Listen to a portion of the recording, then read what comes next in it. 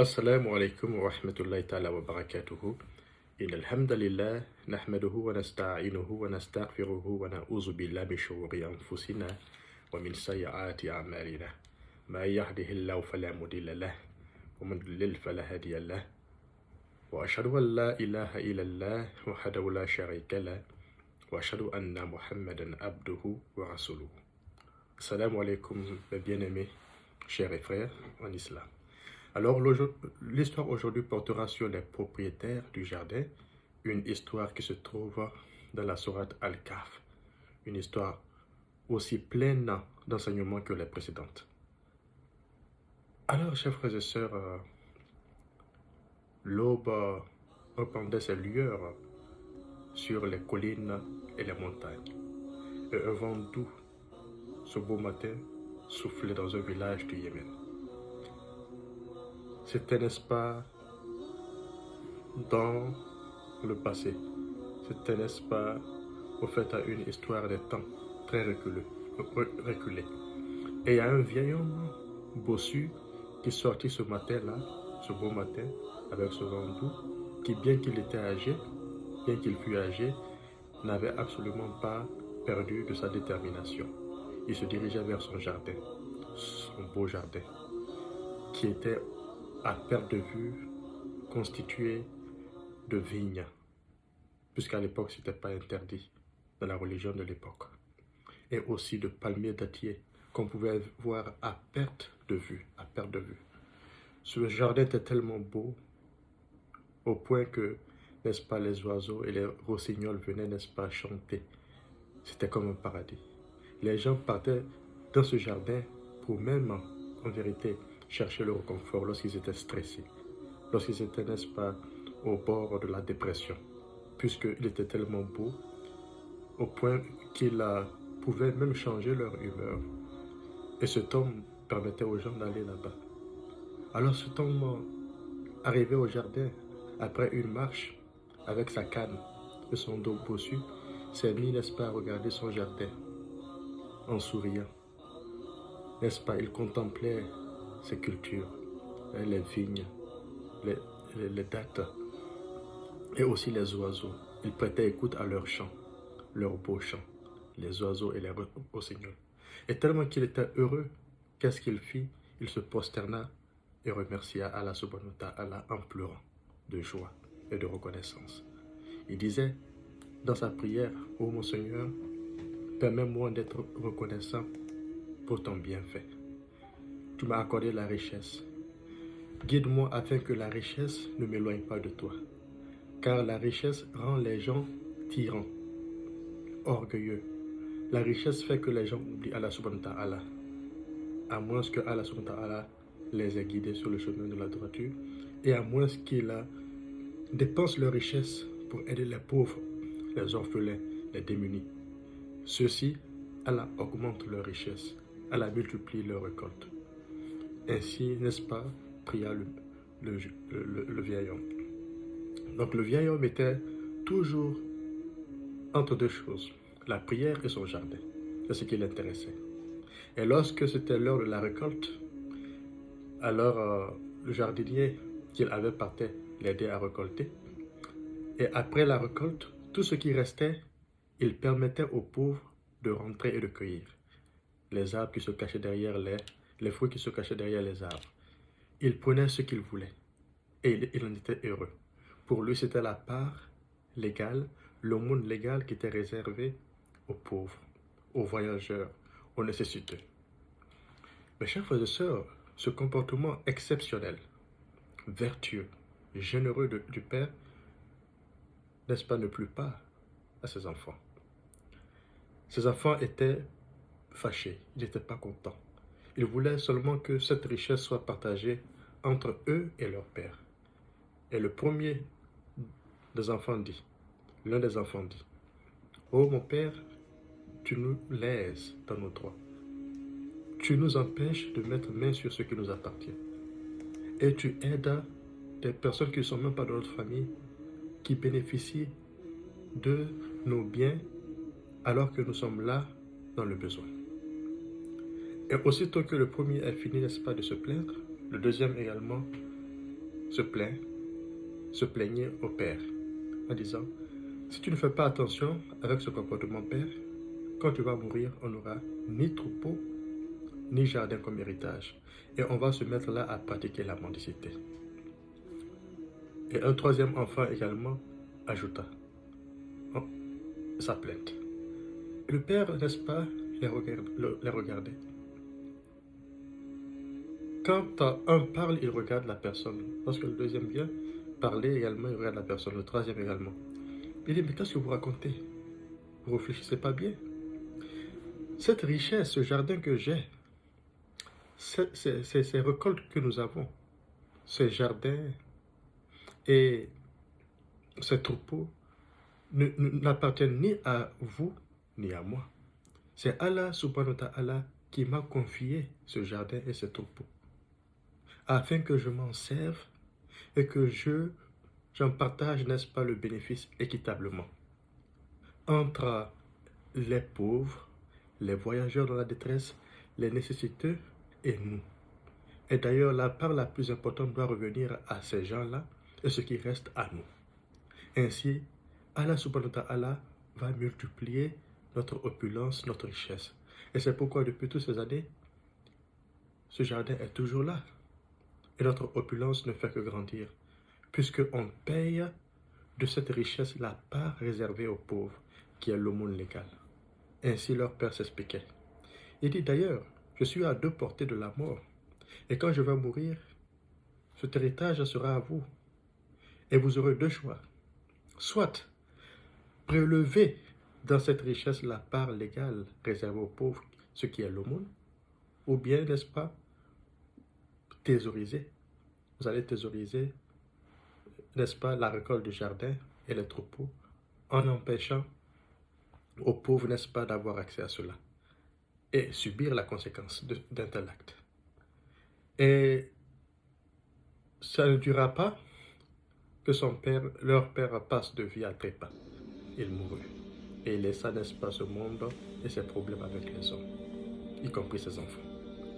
Et dès qu'il est mort, les enfants se sont regroupés en disant, à présent, allons à notre jardin et n'acceptons pas qu'un pauvre vienne vraiment se procurer de nos biens. Maintenant que notre père est mort, partageons, n'est-ce pas, les fruits de la récolte entre nous. Celui qui veut, n'est-ce pas, donner sa part, tant mieux, c'est son choix.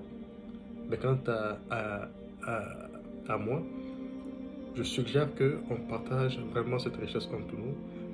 On travaille cette richesse afin, n'est-ce pas, d'augmenter, n'est-ce pas, notre richesse. Pour eux, c'est en travaillant leur héritage, leur part d'héritage, qu'ils vont, n'est-ce pas, avoir de la richesse, qu'ils vont, n'est-ce pas, multiplier leur richesse. Pour eux, donner la part des pauvres diminue la richesse. Telle était la manière de penser.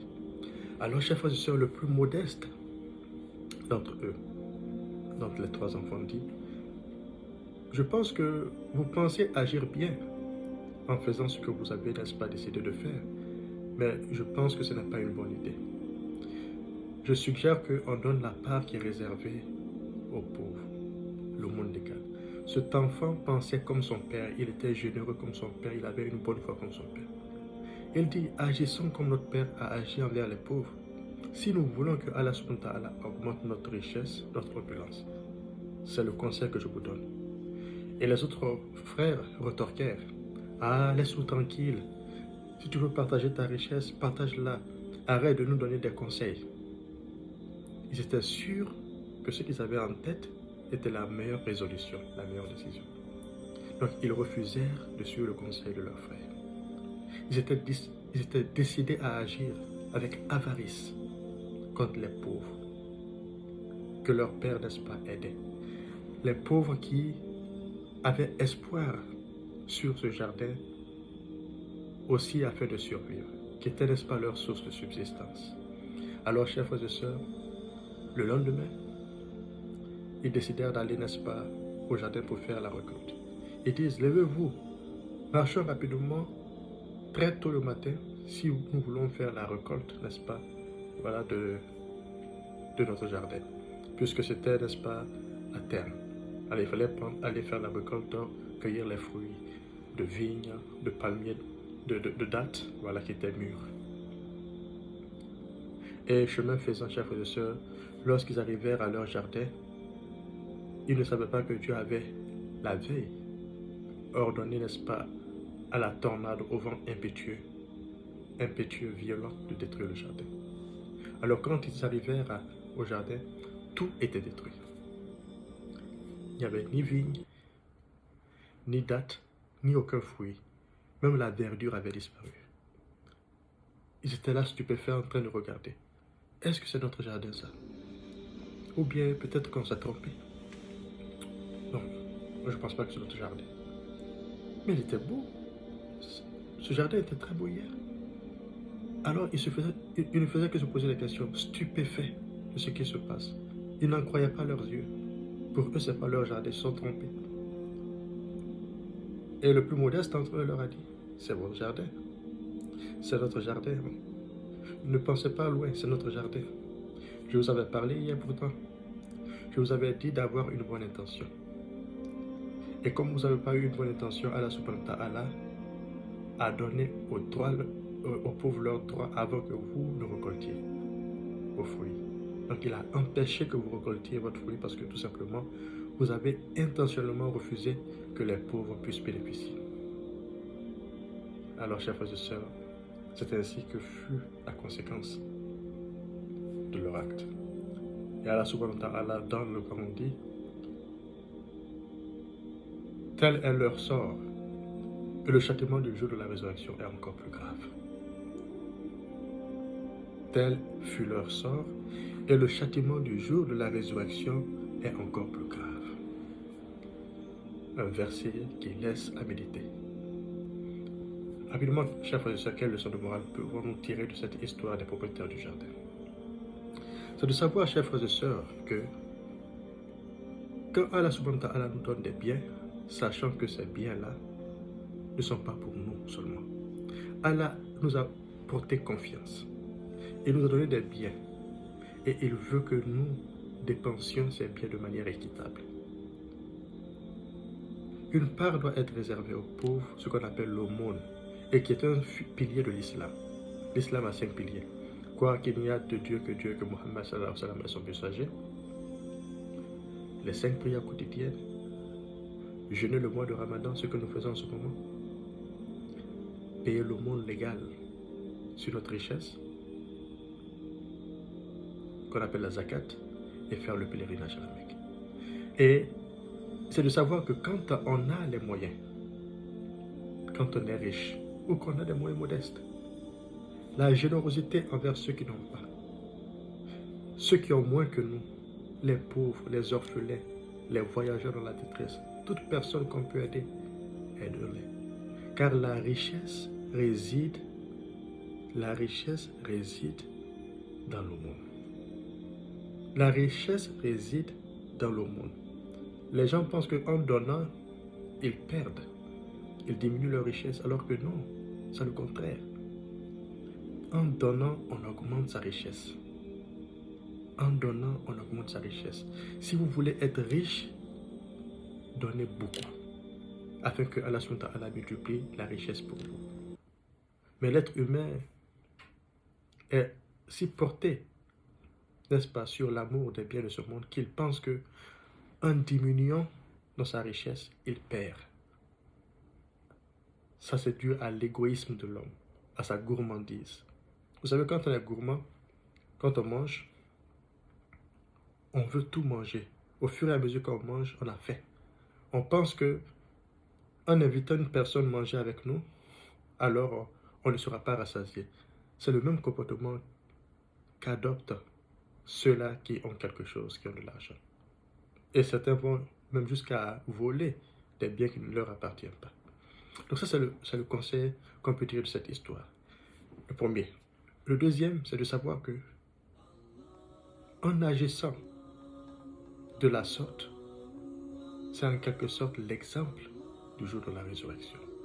De la manière que ces gens-là furent déçus. De la manière que ces gens-là perdirent tout. C'est de cette même manière, chers frères et sœurs, que si on ne suit pas le chemin d'Allah subhanahu wa ta'ala, si on ne prie pas, si on ne jeûne pas le mois de Ramadan, si on n'observe pas les obligations d'Allah subhanahu wa ta'ala, on se réveillera au jour de la résurrection perdu. On se réveillera perdu. De cette même manière que ces gens-là, n'est-ce pas, échouèrent, perdirent tout. Donc c'est encore mieux de perdre sur terre que de perdre au jour de la résurrection. Donc ce conseil est destiné à nous préparer à agir en conformité avec les obligations de Dieu, les prescriptions de Dieu, afin qu'au jour de la résurrection, qu'on n'ait pas à subir le châtiment d'Allah subhanahu wa ta'ala. Car subir le châtiment de Dieu au jour de la résurrection veut dire que notre perte sera irrémédiable et sera éternelle. Donc, vaut mieux connaître sa religion, connaître vraiment les obligations divines, les limites à ne pas franchir, être assidu et discipliné dans le respect de cette prescription divine afin de réussir au jour de la résurrection. Ça, c'est le deuxième conseil que Dieu nous donne indirectement à travers cette histoire. La sourate Al-Kahf a plusieurs histoires, chers frères et sœurs. Donc, c'est une histoire riche d'enseignements. Et la prochaine histoire qu'on va raconter, qui se trouve encore dans cette même sourate, ce sera l'histoire de Zulkarnain. Donc, on se dit à la prochaine. Assalamu alaikum wa rahmatullahi ta'ala wa barakatuh.